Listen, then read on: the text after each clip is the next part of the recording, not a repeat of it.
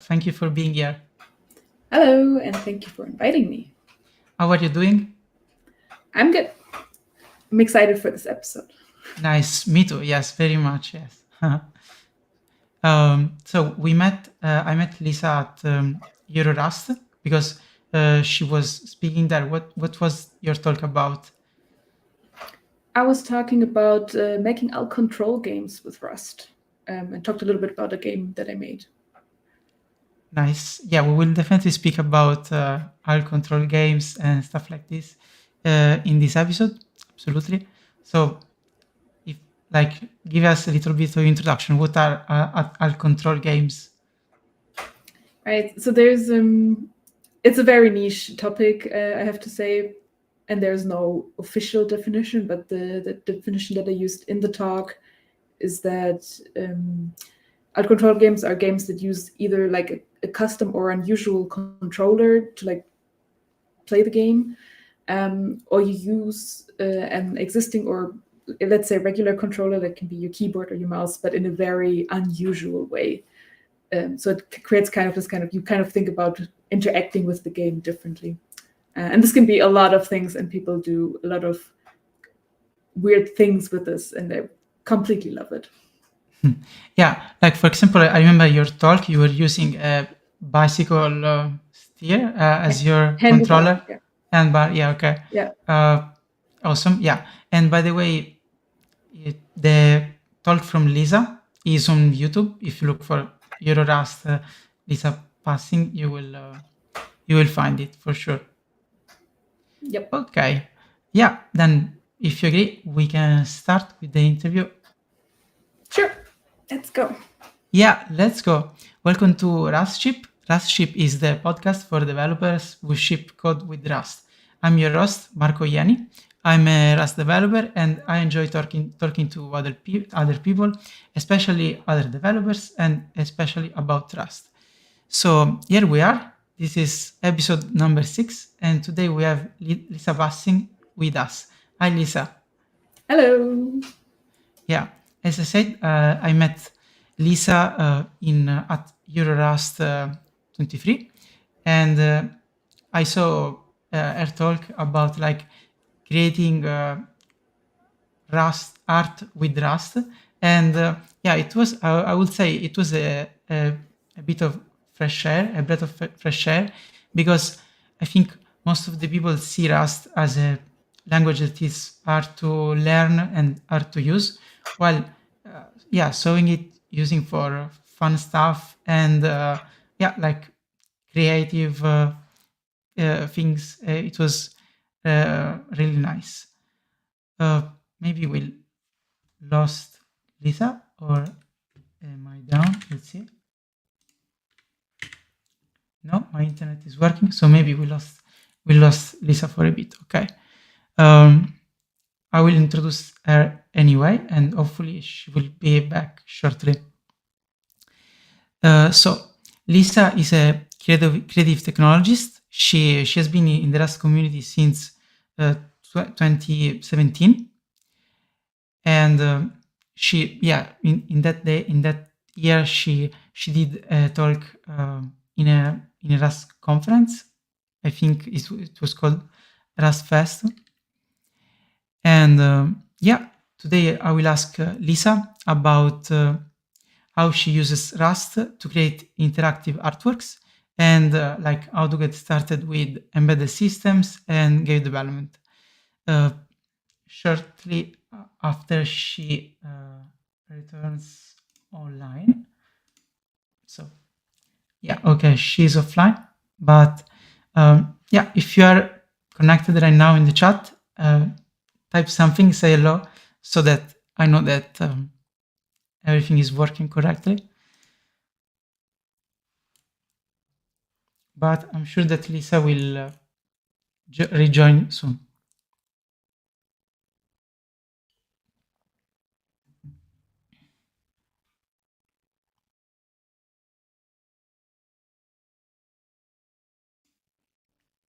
So is anyone connected right now? If yes, please write in the chat.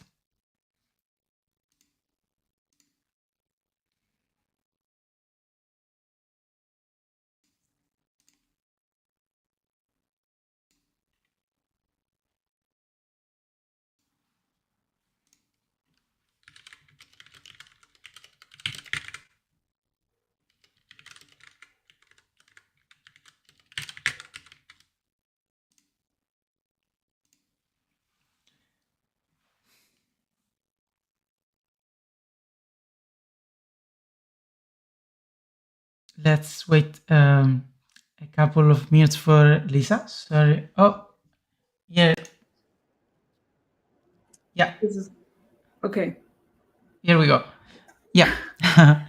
So yeah, as I was saying, I will ask Lisa about how she uses Rust to create interactive artworks and how to get started with embedded systems and get development. So very fun stuff. I think it's going to be an interesting episode.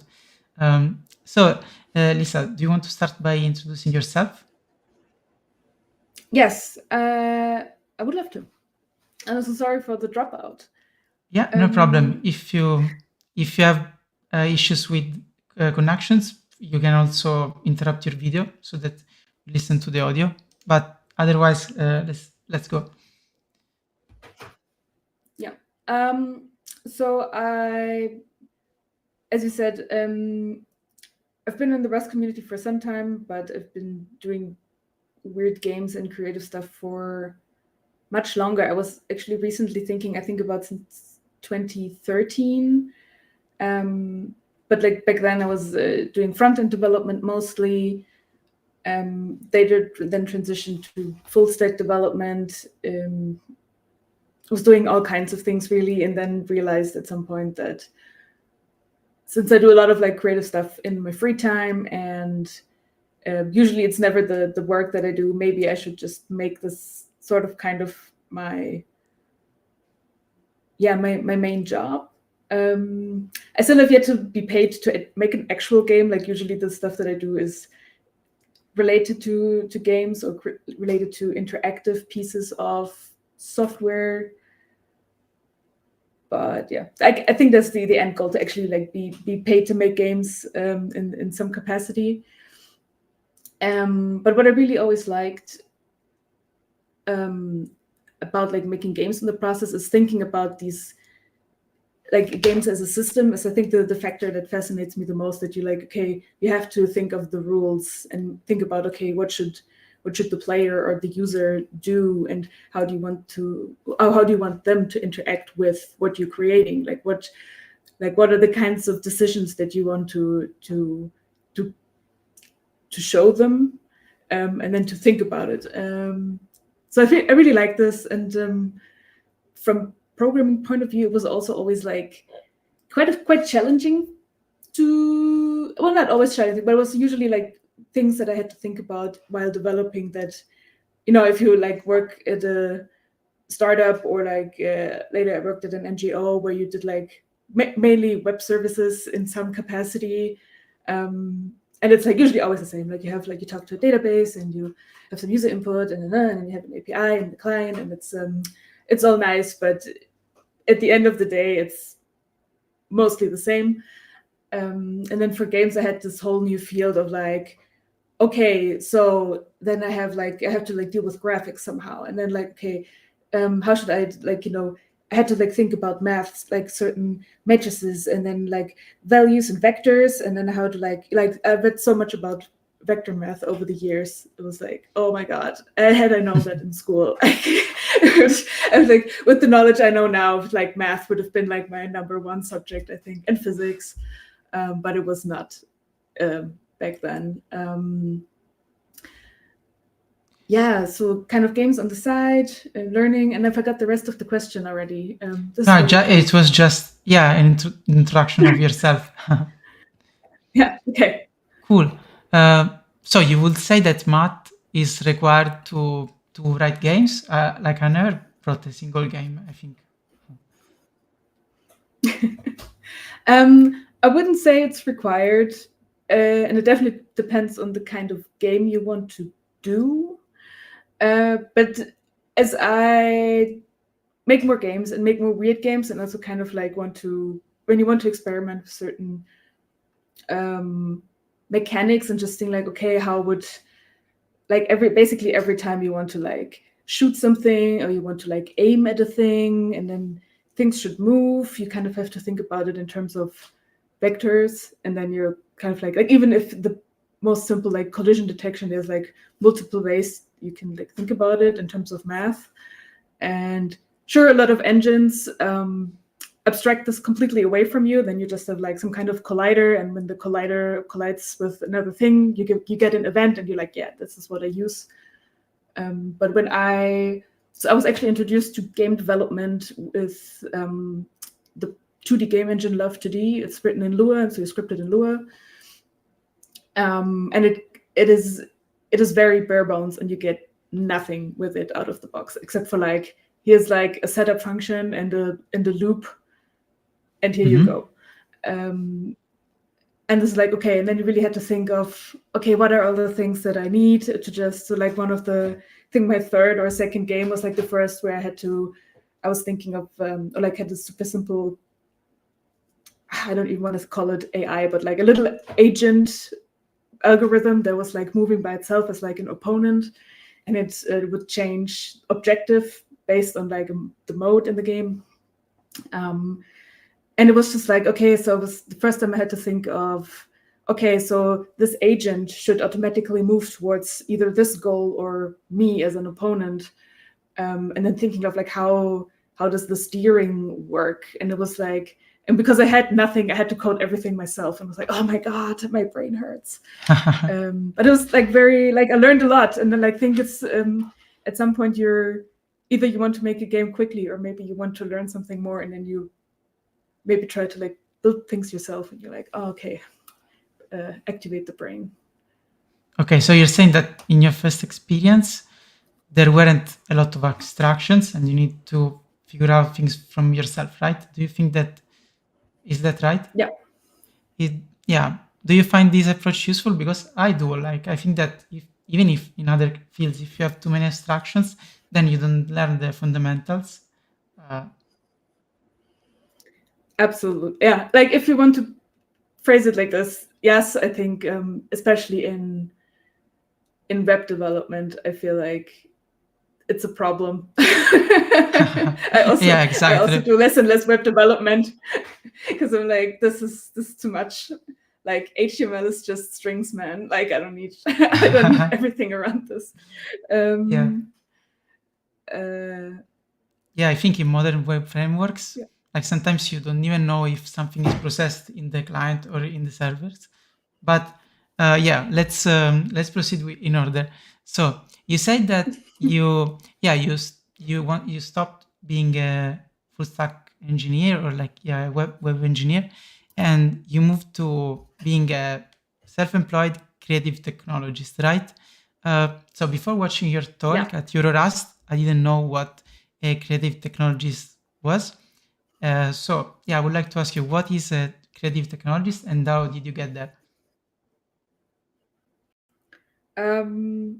It's such a good question because I never really know how to answer it. Creative technologist is a job that has no definition, but then a lot of jobs in the tech industry don't really have a like definition. Like sometimes, like as I said, sometimes like it's software developer or software engineer, and then like the lines are blurry. It's like, what does it even mean? But like so creative technologist in the term that I learned, where it was then, okay, I want to use this for me, is more about, so it's like about finding, like on one hand, handling different kinds of technologies, like not being like stuck on this like one thing, which to me is really important. So while I can do web development, I don't want to be like, that's just not the only thing that I want to do. So it can be different kinds of things for different kinds of also not really standardized or like creative problems in a way. And I also really like thinking about these things that are just like really weird and nobody would think about like doing software for this. It's also usually in fields that don't have the money to have software developed for them. So it's that's a challenge as well. But yeah, so I wanted to be like something with games, but maybe something with web. I'm also actually, I would really love to get into audio programming recently because I think it's super fascinating, but it's once again like a field where I'm like, oh, that's so much to learn as well. Completely underestimated it. But yeah, it's like just like learning, like there's so much to learn, and I really like this learning aspect and the challenge of it.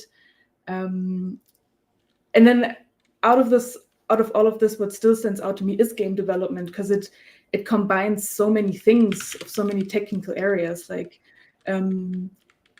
even it's like just the audio programming. It's such like in games you have both sound effects and then like actual like score music or sound design. So you can always think like, I really like recording like little sound effects myself, like beep boop boop, and then like or like different kinds of things, because it's just like fun and you can just do it and then it's in your game. Also huge gimmick if you do, like I sometimes do workshops with teenagers or kids, make a game together, and they're like, nah, if they have to do it, it's like, I don't want to do programming, I just want to play the game. And then you can say it's like, oh, but you can also draw art, or like we can like make sound effects, and then like this is like, oh, okay, and then you're like, okay, this is something else, and then it's still like, especially if you do a group project, it's like very nice for them. So like, yeah, it encompasses a lot of things, creative solutions, creative problems, and I get to play with lots of different things, and I really like it. Nice. Yeah, like it's also like you are a creative technologist, but you're also self-employed, right? And yeah, you mentioned that you're trying to, of course, make a living out of it. So yeah, for I think for many people, it's a bit scary to move to self-employment. And what was your reasons why you did this choice?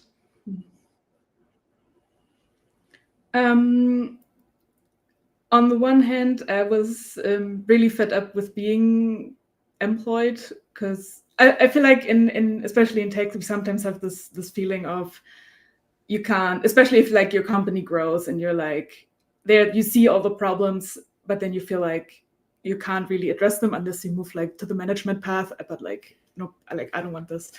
And then it's kind of like you want the freedom somehow. Like I always wanted to be like, I don't want to work in a job that I think is bad, or that where I see so many problems that I personally can't go to work every day in a job where I'm like, this is bad for this and this and this and this reason, but I just do it anyway because money. That's just not like I think people can work like this, and I admire it a little bit, because I think my life would be easier if I could do this too. So there's this one hand. On the other hand, doing creative work I don't even know where I would, like, if I still wanted to do the things I do now, I don't even know where I would find like a proper employment, to be honest. Because it's usually it's very small projects. Like one of the long time things that I'm working with is together with a theater collective to do participatory or interactive performances. And they have to, for every project, they have to write grant proposals, and like it's always kind of like, oh, will we get the money or not? But it's kind of like this, from one project to the next, kind of seeing if you get money for it, and if there's no money and there's no projects, I work on my own, and I'm happy that I'm married and can rely on my wife to bring home the money and pay the rent. So this is very comfortable for me. But I can see it's not for everybody, because it is scary if I would have to like do this all on my own and be like, okay, I really need to pay rent. Yeah, sure. And yeah. I see. And so let's say that there are some people that maybe they want to do creative work with computer science. So maybe they are interested in this creative technologies path. What are the options to make a living out of it? Because, for example, I imagine that maybe expositions can commission you some works to, I don't know, to make their events more interactive, like more, to add something to their events. What are and also, you mentioned people that might want to commission you games. What are the possibilities uh, to make money out of this?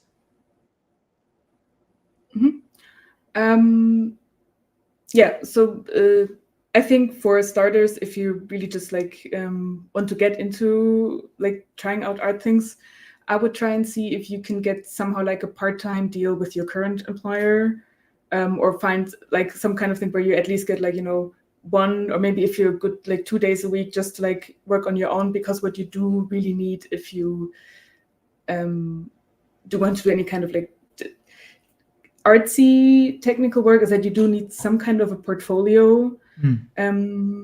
While I do think it's people who can program are kind of always needed, so it's there's not that much pressure on a big portfolio or a good portfolio, as long as you have 1 or 2 things that you can show and you can say, "Hi, I don't know how to program."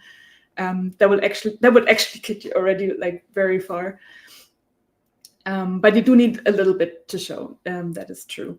So if work like maybe 1 or 2 projects documented well, especially for non-techie people. So the people who curate exhibitions or who give out the grant money, they like to see cool new hip technology and interactive things, but they don't fully understand what you're talking about. So like nobody in the art world, nobody care about if you like write this in Rust or if you write this in PHP, like seriously. So this is the kind of like documented and say like, oh, you had this kind of concept, but it has like, leave out all the technical terms for like the technical, like just write like a technical section where you can nerd out about it for other people. But like the focus should be on artists or like regular people. And this is kind of where I also struggle with, because I'm like, we do it like this, and then I draw like diagrams of like how we arrange this, and then people in the collective are like, okay, and then now you write it again for the non-technical people because that's how we need to present this to in the grant proposal. And yeah, okay. So this is, yeah. But then once you get a thing, and then it's all about word of mouth. So if you get into one exhibition, actually you can, it's very much like, oh, this exhibition had me, and then it's like, because what most curators do is they look at other exhibitions and see like, oh, who exhibited there, and then they find you, and then they eventually, get in touch with you. I see. Yeah, I also imagine that it's a process, actually. Yeah, I also imagine that people that go to exhibitions are also the ones who organize them. Like, I mean, the other way around. People who organize exhibitions go to other exhibitions. So maybe if they like your work, for sure they will go to their exhibitions. And yeah, I think that the skill of talking to a non-developer audience is a great skill to develop. So yeah, nice.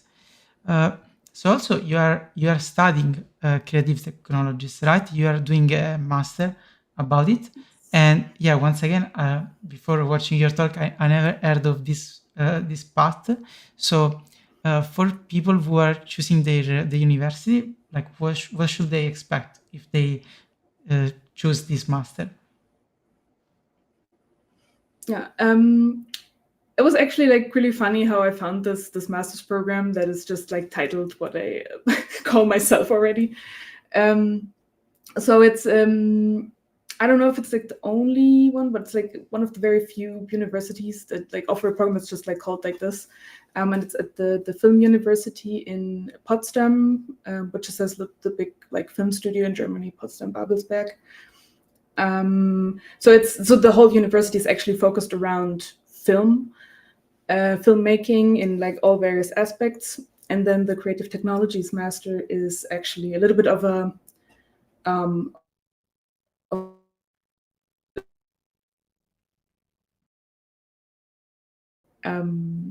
kind of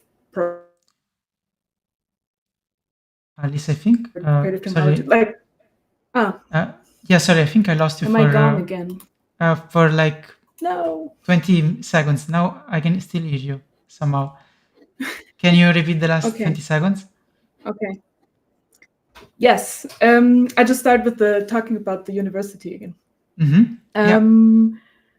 Yeah. So the film university is, as the name says, focused around film and filmmaking. So there's like, there's from acting to script writing to like everything with like camera and sound. It's all there.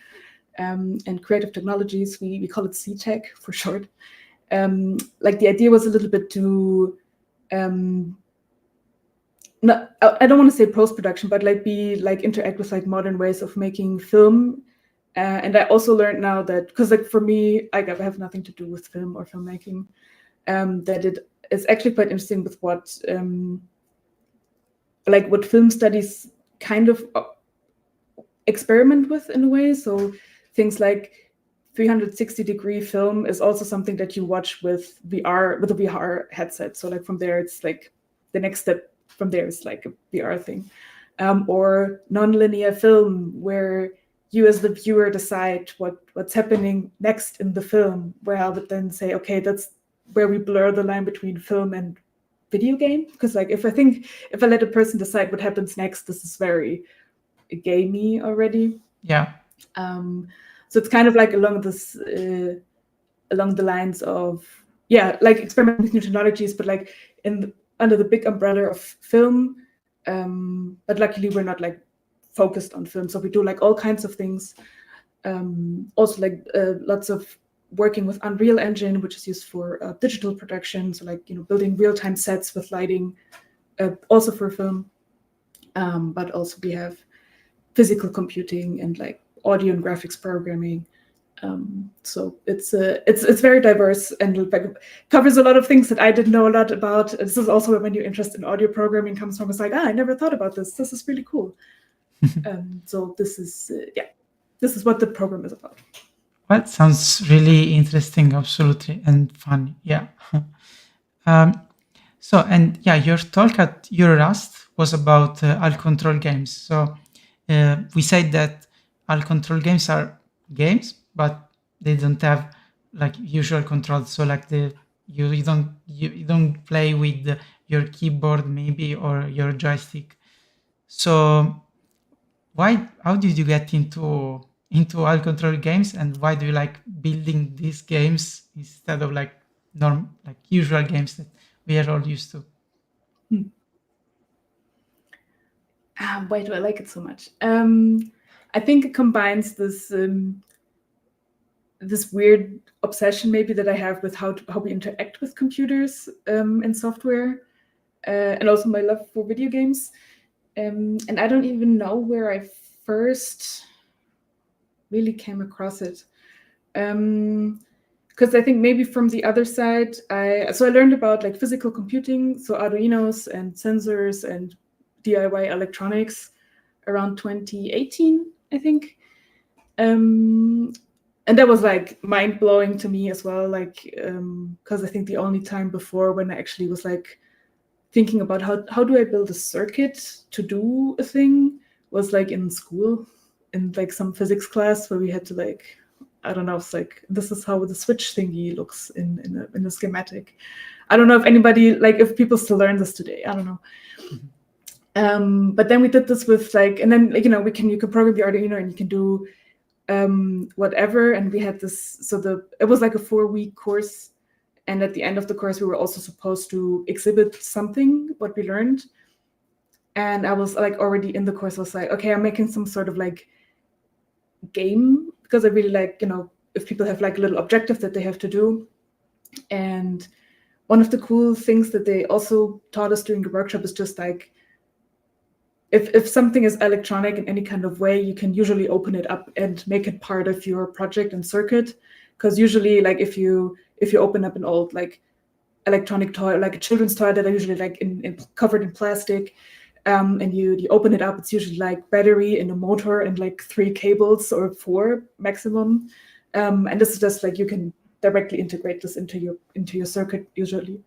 And for that thing, I had like, it was a flying pig toy. So it was like a hard plastic pig with like wings, and it had, if you put the switch, the wings would fly. Or like it would move the wings. And I was like, okay, I want to make this pig fly. I call it Picarus, like Icarus. And so for our end of program exhibition, we spun like a cable diagonally through a room, and I hooked up the little pig onto this line. And at the end, we had like one of these IKEA balloon, or like light things that's just like round and just like, okay, this is the sun, put like a very like orangey light bulb into it. And then I had like a long or like a strong 12-volt motor to pull the pig on this cable throughout the room. And what people had to do to help the pig fly to the sun was that they had to blow into like an old computer fan. So Okay. these like are used for cooling. Yeah, because I learned, that was also the thing that I learned, is that not just you can move things with electricity, but also if you make things move, you create electricity. So if you blow into a fan hard enough, you create a small current. So I was like, okay, if people blow hard enough to a certain threshold, it will start the motor, and then the pig will like flap its wings and fly across the room into the sun. And that was like my thing. And it was like horribly hard to build all of the electronics and like the circuits around it, because like motors is especially hard. But I was like, this was so cool and so mind-blowing. And then from there on out, I was like, okay, every time I learned a new programming environment, my first thing is like, okay, can I read serial input output to it directly, hook an Arduino into it, so that I can like gather sensor data and like have anything interact with it. It's just my favorite thing. I love it so much. It's really cool. I see.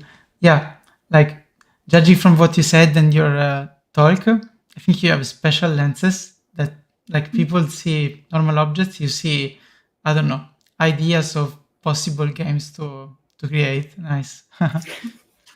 Yeah, I see how you got into this field somehow. Yeah, and yeah, Yeah. speaking about like the work you did, are there, like, what are the artworks that you're most proud of, or like, yeah, even games? There are two, I think. None of them have anything to do with Rust. They're both JavaScript projects. But No there's judgment. this. I think it's by now. It's no judgment. I've worked with so many languages. I'm like, but there's this pretty big game jam, or like I think now it's huge actually. The JS13K game jam happens in summer, and where you have to write a game in JavaScript, and the whole what you submit in the end, or like the game size, also with including the HTML and everything, cannot be larger than 13 kilobytes. So you have to like kind of think about, okay, how do I ideally generate assets, or use something that's like really small, or like it's lots of like, okay, how much graphics can I program so that like my sizes are really small. And there's like, they added this category later on for WebVR where you could use the A-frame framework that was then not counted into the 13K, otherwise it would not work. So you had like the A-frame library, and then you had 13 kilobytes of working, like, of your own game logic. And I think this one year I made it to top 3 in that category, or top 5 maybe, with a game that's called Cat Meow, where I built a cat just of like 3D geometry things. Looked really bad. I was like, flat shading will cover this for me, hopefully. But it used spatial sound, so like the cat would meow somewhere around you couldn't see it, and then you had to turn your head towards the source of the noise. And it was like super fun and super easy to do, and it was like, apparently people liked it and voted it up into like the top thing, which I was like, yeah, cool, made a VR Nice. game with a cat. And the other one is, I think, also a game that I made for JS13K, which is, I think I called it Backstreet's Back. It's based on the Backstreet Boys song Backstreet's Back. All right. I do this sometimes where there's like some pop songs just create an image in my head, and I'm like, I should make a game for this pop song. And it's kind of it's actually also a rail shooter, like the Riding in the Park with Parrots alt control game that I presented at Eurorust, where you move through the level automatically, but then all around you are like little pieces of lyrics from like the Backstreet Boys song, and in the background there's just the loop of the bass line of the song. It's just like doom, doo, doo, doo, doom, doom. I think it goes. So it's just like it's a very monotone, but like if you know the song, I think you can like gather the where the bass line comes from, and then every time you have to like you find these lyrics, it's being read out to you. So it's all like for me it was all like play with weird browser APIs, because the bass sound is just like pure web audio. It's all like synthesized real time. And then the lyrics are read out, and it's the voice that reads it is the web speech API. So you can like you get this for free in the browser. You just like query a thing, and then the browser reads it out to you. And then for some reason, I think in Chrome. So I just picked like there's a list of voices that the browser, like different browsers have different voices for this. And I think I just picked like the first, like, array index 0, and then in different browsers it's different voice. And I think in one browser it has a woman with a Russian accent as the first voice, and it's just so funny because then it's like the lyrics are read like, if you know the song, it's like, am I the only one? Am I original? Am I sexual? And then how the song goes, and it's so weird, like really, really weird, and it's like nothing that I planned before. But I was like, this is amazing because it's like such weird wetness in one game. I'm really proud of it, but like I think it's also one of my least known games. If anybody knows my games at all, but like I really, really like it. Nice. For the weirdness factor. I have a question. So you made these alt control games, so they're only like you can only play them if you have them, right? Have you thought about doing like a stripped version of these games where you can play with the keyboard or like something that you have at home, so that people can play your games even if they are not maybe at the event? Yeah, that's the biggest drawback for alt control. You kind of need to have the controller. I had 2 projects where I tried similar, where I tried to like, do a fallback with a keyboard. One of them was like basically drawing with a regular gamepad, where you could like, it was basically like a drawing thing where you can like just use the joystick on the gamepad to like draw actually squares. And then I tried to have the same kind of feeling that is like really fun and free with the joystick, with like something that you could do with a keyboard, but it's like it never quite feels the same. And while you could just do it with a keyboard, it's not, for me, it doesn't have the same feeling. And in the other game, I used a MIDI keyboard for movement. And then like nobody has a MIDI keyboard around to play with this, so I also did a keyboard fallback for that, and that was okay, because it was still like pushing keys to do a thing, but yeah, like I do want to like give people the opportunity to like have a fallback for this, but depending on if this feels kind of like close to the feeling that I want people to have when they play it, I built a fallback, but like sometimes I'm also like, this is then too far away from what I wanted, so then I don't. And this is why I would never make money with games. No, yeah, but I can see that like the peculiar thing about alt control game is the alternative controller, so it makes sense that is the first way you should play them. Cool. So speaking about Rust, you gave your first Rust talk in 2017, which is a lot of time. And I wanted to know how you got into Rust in the first place, and why you still use it today to create your games and so on. Yeah. So that's a fun story because so I live in Berlin, and the various tech communities here have been like, there are some very good communities where like I go to meetups and I know a lot of people. And I used to be very active in the Ruby community as well. And that's where I met Florian Gilche, who you probably know, and people who are around Rust probably know. And Florian used to be also very active in the Ruby community. And at one point he was started talking about this Rust thing. It's a new language, it's really cool. It will soon hit the 1.0 release, and it's we're gonna have a party. And I was like, yeah, whatever Florian's into right now. I was not really I don't know. I wasn't hooked immediately.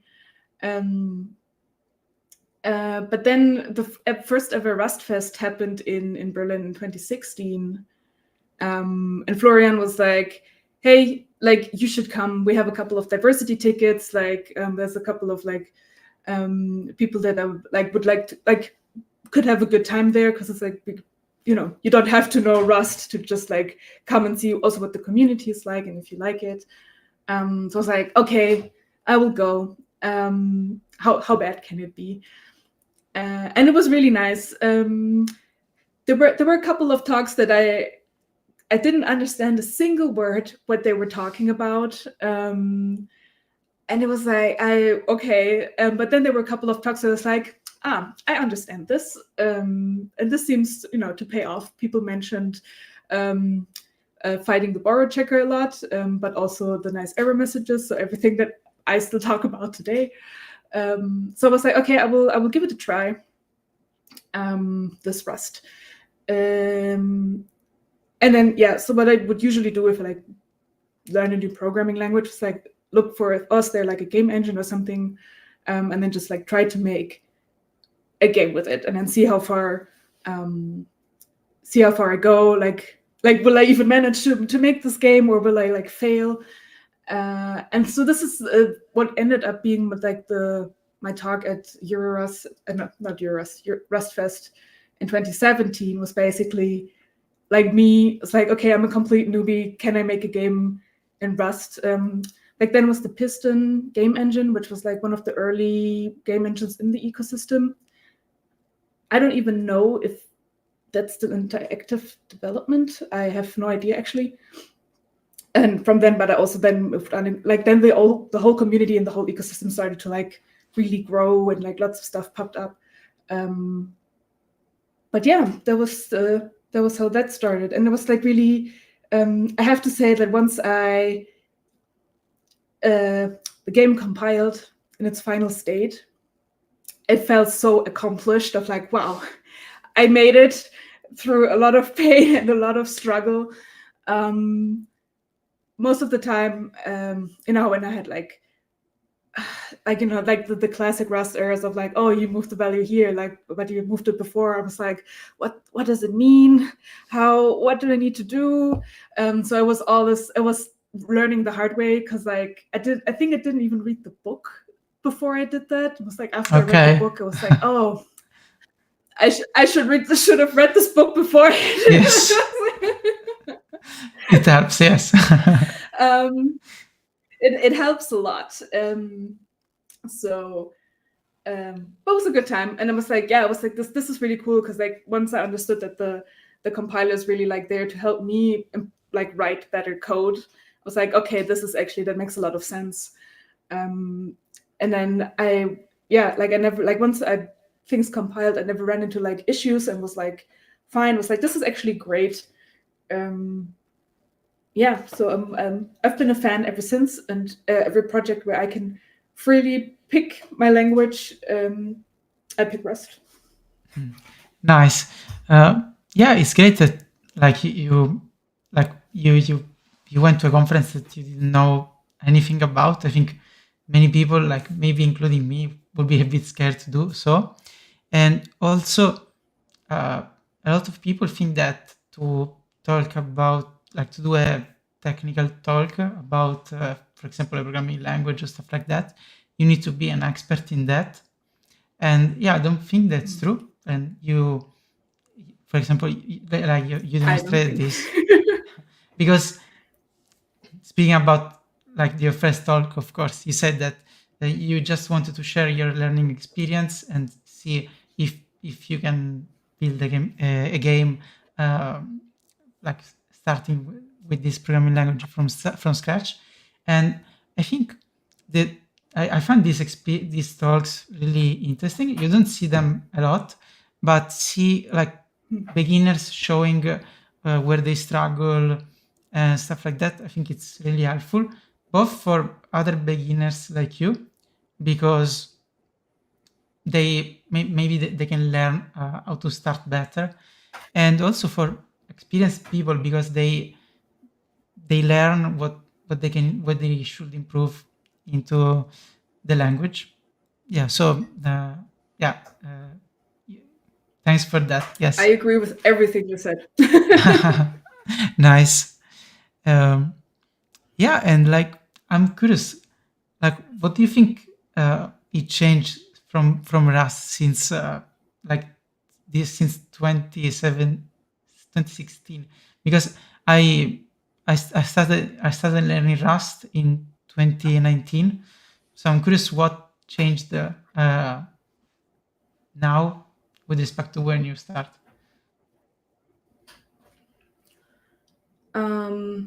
That's a good question. So I think in the big scheme of things, it's still mostly the same. So like like all of the big ecosystem things were like there. Like I think RustShip was already there. There was like Cargo and Crates.io and like but what I think changed the most is the amount of like crates that are on Crates.io. So I don't have a super overview over like all parts of the ecosystem, obviously, but since I do a little bit of web programming, I can say it's like, like back then there was like Rocket as a web framework. I think that was mostly it, and now there's already too many to choose from. You have to like see, it's like, which one has like I always look like which one has the best documentation, because like I really need documentation. Makes sense. And the same with like and the same for like game engines. So I was really hyped almost when I found out about Nanu as a creative coding framework in Rust. So that was really like I did lots of projects with Nanu, also kind of like workshops, like using it as a tool. That was like really like once like things like this started popping up, I was like, this is really cool. And then also, yeah, like like there's this natural cycle, I think, of like, oh, there's this new thing and they do it differently. I think for Game Engine, that was that Amethyst used to be like, it's like, oh, it's the new data-driven thingy. And then like, I think what was really nice when they announced like, okay, we're stopping the project kind of, so that, it's like, okay, this is it. So, but then like, there's new projects that learn from the old projects, and now we have Bevy, and it's like, hey, this is really cool. So it's kind of this, like you see a couple of cycles of or generations of like of projects evolving in the certain niches and areas, and I think that's really interesting. And I just like watching them a little bit, and then every time I get to do a project, I'm like, okay, what's the current state of the art, and do you have good documentation for me to learn it quickly? But I think the Rust community is very good at it generally. With like writing things, like even the which is also like, I think it's like a language thing, but like also just like having this convention almost of like, there is an examples folder with examples that you can run, like even if you don't have time to write like documentation, you can like just drop a couple of examples on how to use your code, which is usually more that I can say from some JavaScript libraries that I wanted to use, where I'm like, okay, but how am I supposed to integrate it in like the bigger thing? Where I'm like, I really need like an example or documentation, like either or, give me something. So I am very grateful that Rust has that, because I need it. Yeah, I think that since like I also find that in general Rust crates have great documentation, like especially of course the most important ones. But I think that like it's not because Rust developers are like I don't know, special. I think that Rust developers write a lot of documentation because it's easier write. It's easy to write documentation in Rust. Like the tooling is so good. You can do like cargo doc, and yeah, there is this HTML website that is automatically created when you publish something. And yeah, as you said, there are a lot of conventions. For example, the examples folders and so on. So you're like you feel like the tooling is so good that you are encouraged to write documentation, I think. Yeah, I think so. I think that's a big thing. And so behind Rust, what do you think are the other programming languages used to be a good creative technologist, and also beyond programming, what do you think are the most useful skills to learn to become a good creative technologist? Good question. So I think there is no way around JavaScript. It is what it is. I think it's also like because the both like the client and server aspect of it, which I hope that like Rust maybe will take that spot eventually, that we just like Rust like everywhere. Which is also why I'm really excited for Rust to write it everywhere, and like I don't have to write JavaScript. That is, usually something goes wrong, and I don't want to rant. But it is like, I guess like the language that I spend most time with in most other projects, and it's also usually when I collaborate with people who are self-taught, or like especially like in the creative context, lots of people are self-taught. And this is usually the language that they learn with, and then mostly the only language that they know, aside from maybe if they only know, or like they only learned Unity 3D, let's say.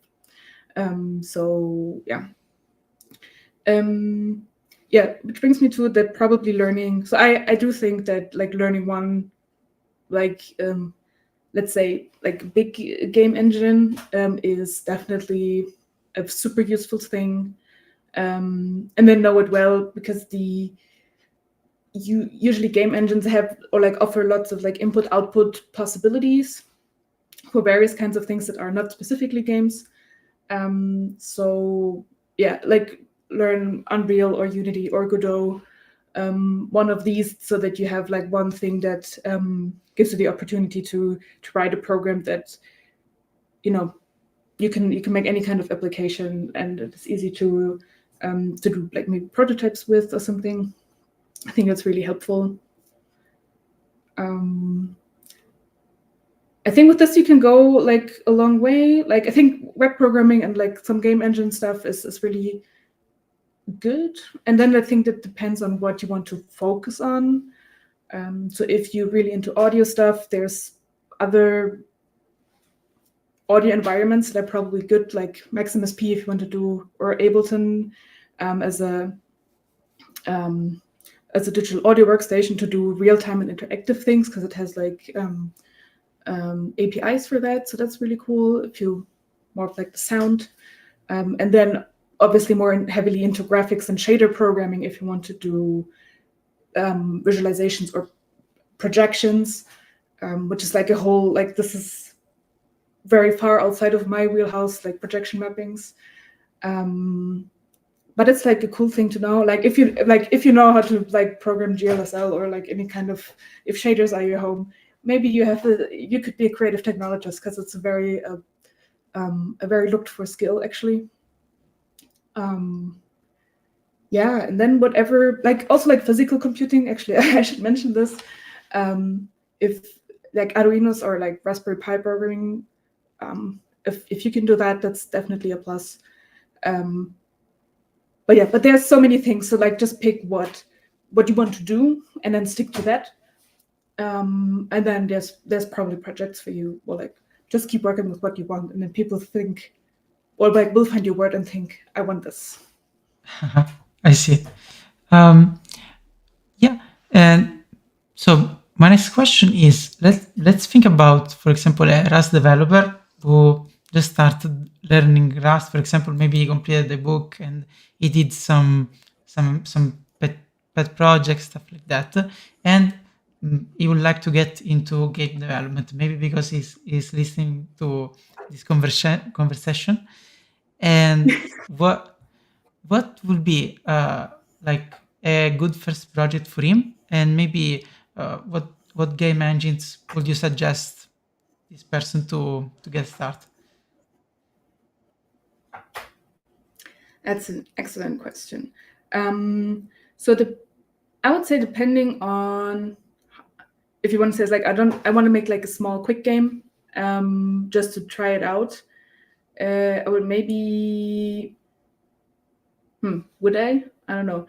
So like, I really like the GGEZ game engine because it's a very small 2D game engine in Rust. It has the very little boilerplate code, and you can, like, make a thing that's really quick. And if you come from more, I think that's depending on what kind of like programming paradigm you're coming from. I think like most people, like, it's more this like object oriented related thinking, let's say, of like, okay, I build my struct that's like my player, and it has those properties, and then I move it around or something. And then just that for experimenting, I think, or just like trying it out. I think GGZ is nice. It has like audio and like basic things, so it has everything you need.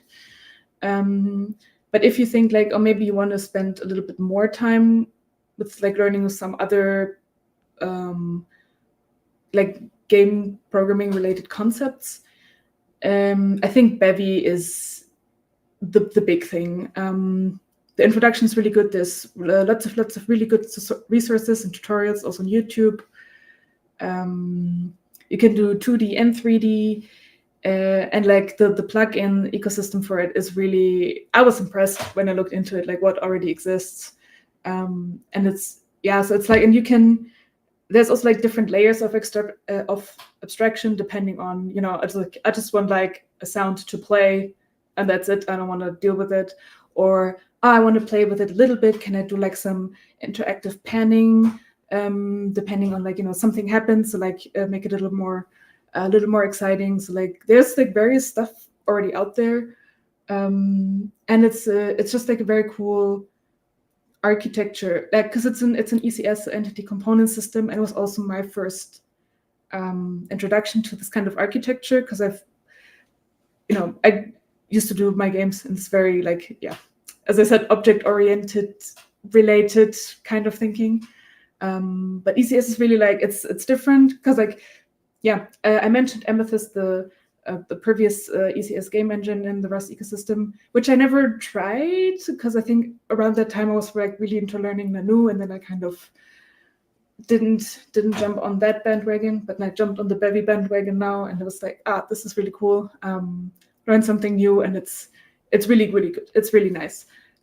So this would be my recommendation. Start with the intro guide on Bevy. They have a collection of community resources, and from there you find everything. It's really well organized, and it's very easy to find things, I think. Good job, Bevy team. Great. And do you think, because I never tried Bevy, do you think that what are the main thing that maybe Bevy miss with respect to other game engines like Godot, Unity, and similar?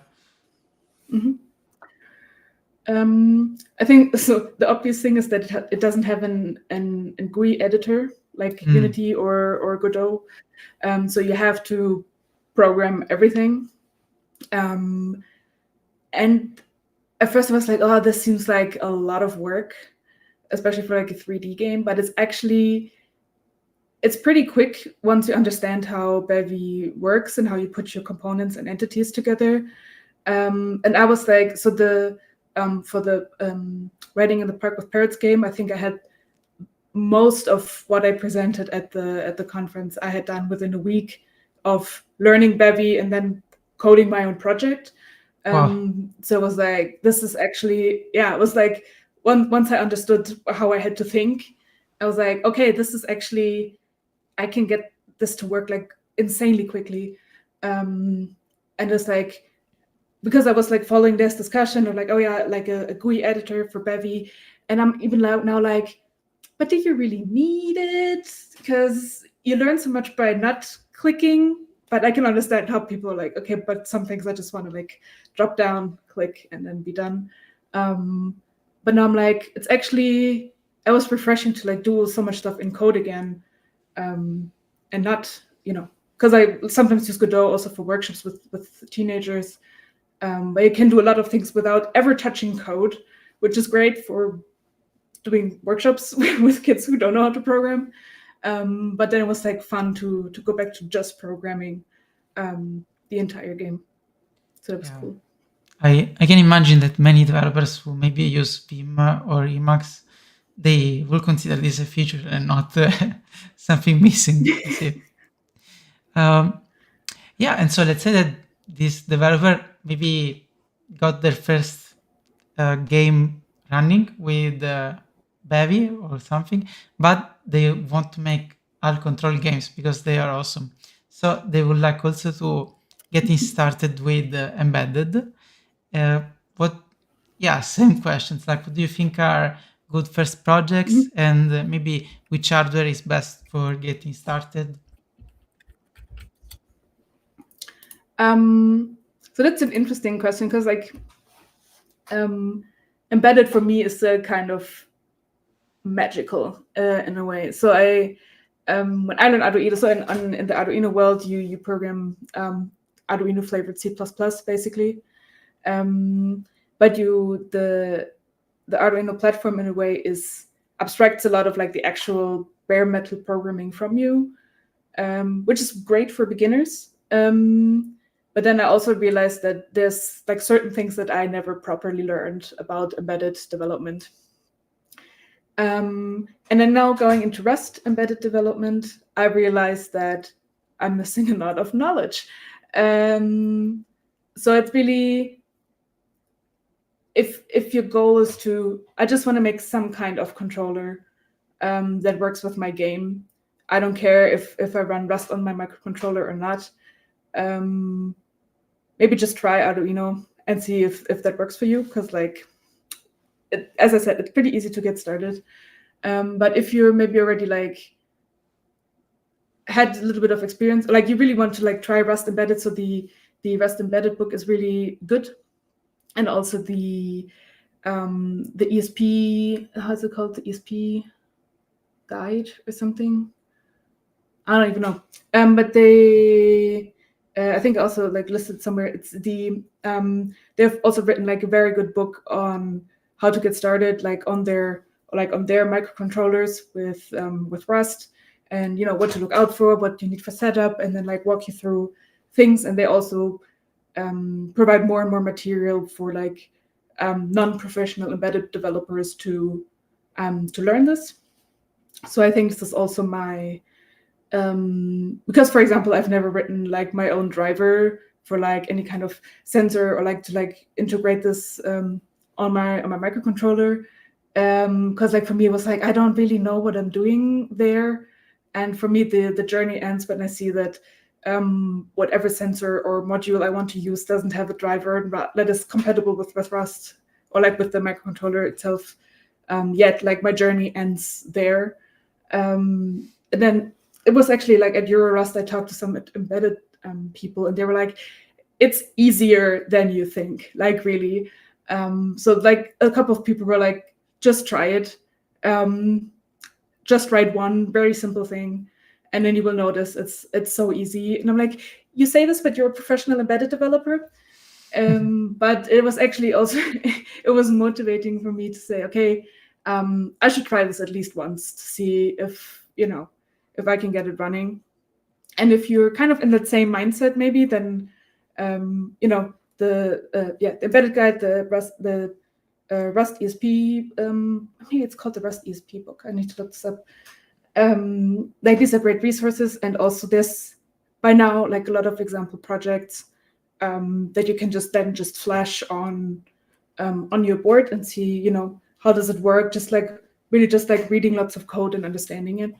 And then to actually get a controller working, most of the time you really only need one or two measurements, or like a couple of things you need to pick up and then send into your game, and then you can write more logic.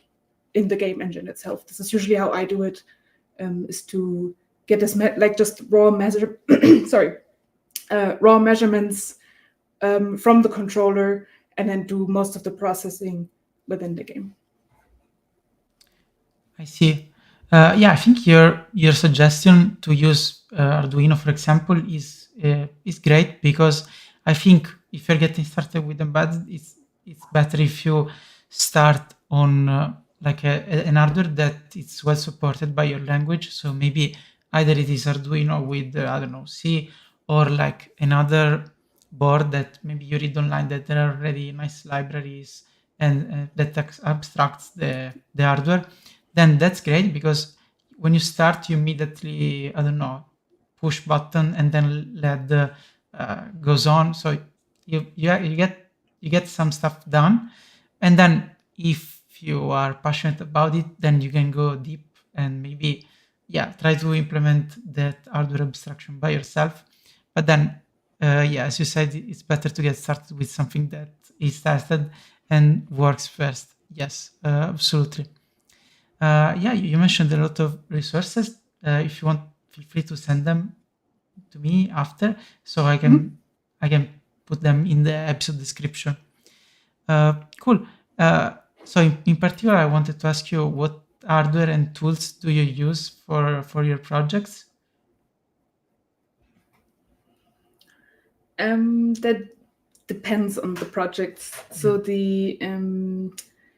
I am actually quite a fan of the ESP32 series, because they come with the microcontrollers that already come with a Wi-Fi antenna, like Wi-Fi, Bluetooth, and NFC maybe. I don't even know.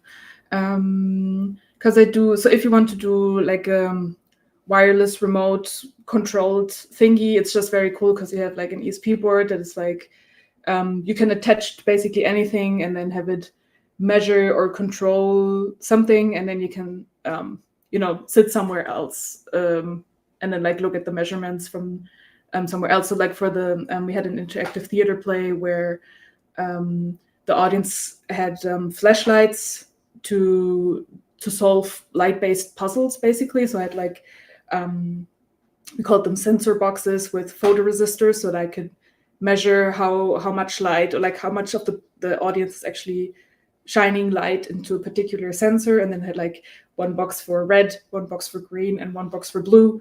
They had like colored LEDs, and then also white status LEDs, so that I could like then say, okay, I could activate, like remotely activate the box. Like each box has an ESP, I should say, running with just like off a power bank. Actually, just like plug it in so that I could position them anywhere in the room. And then from the side, I could see, like activate the LEDs, could see how much light each box receives, and then like steer the puzzles from there. And that was really cool. It was like no Rust. It was just like standard Arduino. But this was like ESP boards, and then some like super basic components and LEDs. So things like that, and then like I don't know. There's a couple of online shops. I buy lots of weird things on eBay still, because that's where you find weird things on the internet, I think. And that ships. The rest is on. You maybe find locally. Like I've also picked up a lot of trash that is like on the streets of Berlin. I'm like, I could use this for a project. So yeah, like I from that side, I was just like, I really either I have an idea and try to find components cheaply that kind of match, or I find things, or like people are like, at this point, people are like, I have this old XYZ. Do you want this? And I'm like, do I It's hard to say no, right? Maybe I want this. Yeah. So I have a little trash corner where I store just like things, and like then I think about what to do with them. But for that, I don't really have like a set anything, because like anything could be a tool, and this is also kind of interesting. I can imagine. Yes. Cool. So in November 2021, you organized Rust in Arts, which was a virtual event, and for the the recordings are on YouTube if people want to check it out. And yeah, tell us a bit more about this event, like how was organizing it, and if you plan to organize it in the future. Yeah, so that was that's a funny story, I think, because so it was the middle of the pandemic still, or like in Rust. So yeah, RustFest used to it was a conference that traveled around Europe, and I think in 2019 it happened I think already in 18 and 19 it happened twice a year actually. So we're all kind of everybody was preparing for the next RustFest, and then it was the pandemic, and then RustFest kind of managed to organize this RustFest Global mega online conference, which was a whole thing. It was super cool. And then in 2021 they were kind of like, okay, we want to change it a little bit, have several smaller focused online conferences instead of one 3-day continuous conference. And then one idea for the new format was to have it based on regions around the world, so in North America, Australia, Oceania, European and Arabic countries around the Mediterranean and stuff. But one idea was then also to have it maybe focused on a topic. And the Flaki, one of the organizers, actually approached me and persuaded me hard to maybe take over organizing Rust in Arts. And I really liked the idea because I already knew from some projects in the art space that there's really cool things, very super technical and super difficult problems that people solve in the space, but they are kind of overlooked because it's art and it's not, our fancy new technology thingy that some startup has an entire team working on for several months, but some of these artists solve problems in weeks by themselves, and it's just kind of really cool what a single person can do if they really want to. This kind of creative spirit I admire this a lot. And on the I wanted to see this and highlight this, but on the other hand, I didn't really know a lot of actual Rust users in the art space yet. So I was okay, maybe I also find out some other people who do cool things that I can follow. So I was okay, I will put this up, and I think overall it took in my memory, it wasn't even 2 months of organizing. We reached out because we wanted to, because I'm a big video game person. I also wanted to highlight some games that are using Rust. So we talked to different indie game studios about oh, do you want to so we had this it wasn't really a traditional talk format, but it was more short interviews with game makers, for example with the people from the Valoran team, which people who do Rust in games probably know as this voxel multiplayer game.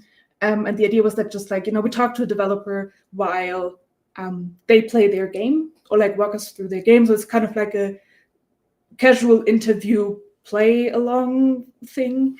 And just talk a little bit about it. And it's still a format that I really like because it has value about as you mentioned earlier, this kind of personal stories. So what was hard, what did you not expect, how did you solve certain things, but it's also through this dialogue thing, it feels more, I don't know, more approachable. And then we could also read questions from the chat and stuff, so I really like this.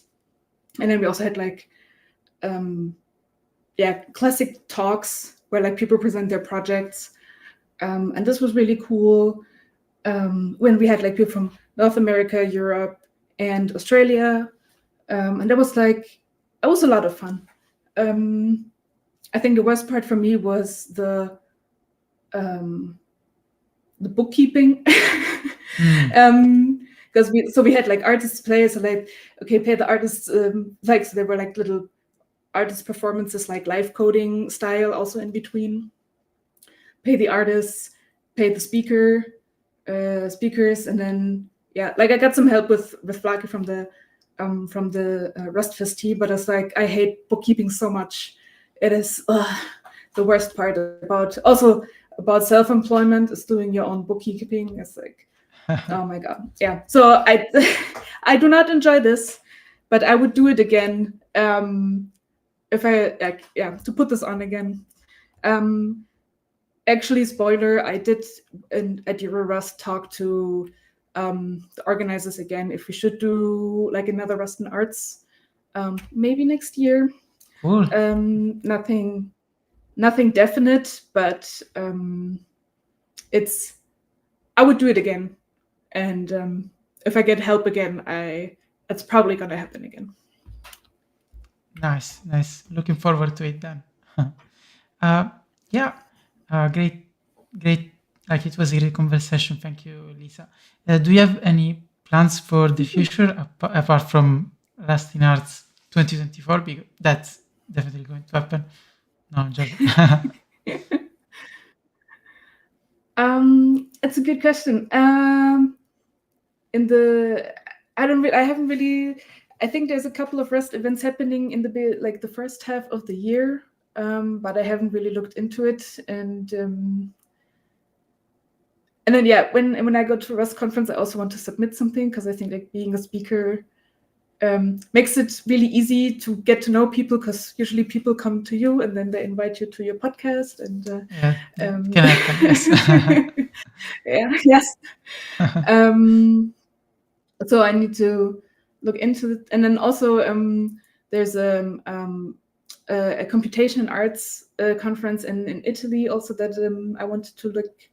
I don't even know how to say it. XCOAX, if this is how you pronounce it, or like I don't know how the organizers want to read it. I can also send you the link for the description, which I was like looking at to branch out and look at more artsy things that are not just Rust. But aside from that, I don't really know yet. But It's also nice to have a free year and not super many plans already in December before, or like November before. Absolutely. Yeah, so the plan is like doing more conferences, sending more call for proposals. I like it. Yes, nice. Yeah, great. Thank you for your conversation. I really enjoyed it. It was very interesting. Do you have, and like, how can people find you online? What are your contacts? I think right now the best way to reach me is on Mastodon. Actually, it's @listless@toot.cat, or if you're not on Mastodon, email mail@listless.de. And then usually I put all my stuff on GitHub code-wise, which is also just listless on GitHub.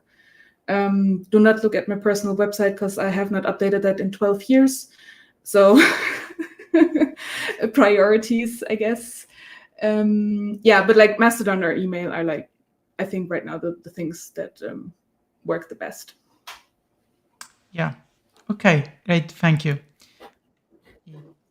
Just small spam, like if listeners, if you read until here, it means that you're enjoying the podcast. So subscribe to it, to your favorite podcast client, and subscribe to YouTube, and follow me and Lisa on social media.